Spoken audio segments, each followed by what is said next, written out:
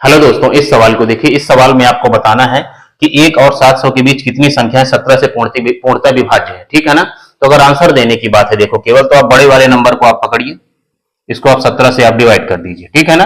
तो जितनी बार जो है आपका डिवीजन जाएगा वही आपका आंसर होगा, दशमलव में आपको सॉल्व नहीं करना है। ठीक है ना। तो कितना होगा देखो, 17 चौको 68 हुआ, 20 हुआ, 17 एक के 17, 41 बार आपका डिवीजन गया तो 41 आपका आंसर हो जाएगा। ठीक है ना। लेकिन इस सवाल को आप बेसिक से भी करिए, और मैथ के हर सवाल को आपको बेसिक से करना चाहिए अगर आपको मैथ सीखना है। ठीक है ना। नहीं तो फिर रटने वाला पूरा माहौल हो जाएगा। ठीक है ना। देखो आपको बताना है, देखो एक और 700 के बीच 17 के मल्टीपल, तो देखो पहला तो आपका 17 ही होगा, दूसरा आपका 34 होगा। अब आपको निकालना है कि 700 से छोटा कौन सा नंबर है जो 17 से कट रहा होगा। ठीक है ना। देखो कैसे निकालते हैं, केवल डिवीजन करना होता है। ठीक है। 700 को आप 17 से डिवाइड करिए तो कितना हो जाएगा, देखो 17 चौको 68 हुआ, ये कितना आया आपका 20 हुआ। ठीक है ना। अब देखो 20 को अगर हमें 17 बनाना है तो 3 माइनस करना पड़ेगा। ठीक है ना।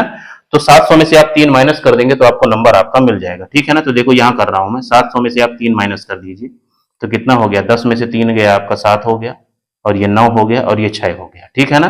तो 697 है जो 17 से कटने वाला 700 से छोटा नंबर है। ठीक है ना। अब देखो आपको नंबर ऑफ टर्म्स ही तो निकालने हैं, तो नंबर ऑफ टर्म्स हम कैसे निकालते हैं, देखो आपका ये लास्ट टर्म माइनस में फर्स्ट टर्म। ठीक है ना। मतलब 697 माइनस में आपका 17 डिवाइड बाई इनके बीच जो अंतर है, ये 17 के मल्टीपल है तो 17 17 का अंतर होगा, तो इसको आप 17 से डिवाइड कर दीजिए। और बाद में एक ऐड करना आपको नहीं भूलना है, बाद में +1 जरूर करना है। ठीक है ना।